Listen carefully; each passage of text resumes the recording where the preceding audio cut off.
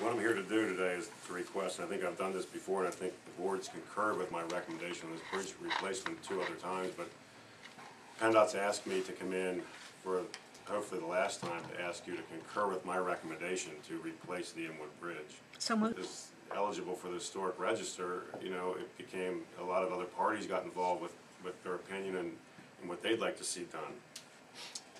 You know, there was the no builder, the elimination option, and there was the rehab, the bridge in place option, and there was the replacement option, which is the one that we have been saying, that I have been saying, recommending since the beginning, because we see a need in a unique situation geographically from the lay of the topography of that land out there. The Inwood Bridge gives us an opportunity to span the Swatara Creek with minimal impact due to flooding, and establishing a connection to the residents on the other side of the creek in Swatara Township. In fact, Swatara Township has put it in writing to us that they desire a new bridge at that location to serve their residents. So probably the best way I can summarize it, and I'll give you this map here, we can look at this map a little bit, but the best way I can probably summarize it is that with the bridge closed, right now the emergency service to the residents on the other side of the creek has been diminished by about 3 to 5 minutes, depending on which fire company you're talking about, where the emergency service is coming from, and which residents they're going to on the other side of the creek, and obviously how fast you can drive down the road. So that's the no flooding situation. In a minor flood, and we've experienced, and I'll call it a moderate flood. We experienced a moderate flood in March of this year, and I'm going to call it a 25-year storm.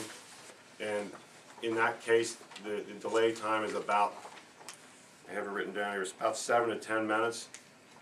In a major flood like what we just had in September, the delay time to get to those residents is more along the lines of 20 to 25 minutes. So the need for the bridge, the replacement bridge satisfies the need to really minimize the response time for residents on the other side of the creek. So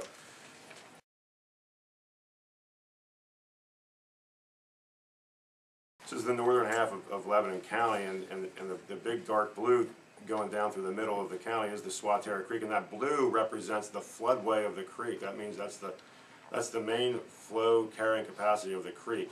That's what you can't block. You can't block the blue. It has to remain open, or else you cause additional flooding upstream. So FEMA says that dark blue band, which is very wide in some locations, can't be blocked. You can't, for instance, Monroe Valley Road, you can't just put fill in there to build the road up. You'll be damming up the creek. So if you look at this map, if you look at Inwood, where the word Inwood is on the map, the Inwood Bridge is just above that word. And you can see at that location, the floodway is very narrow.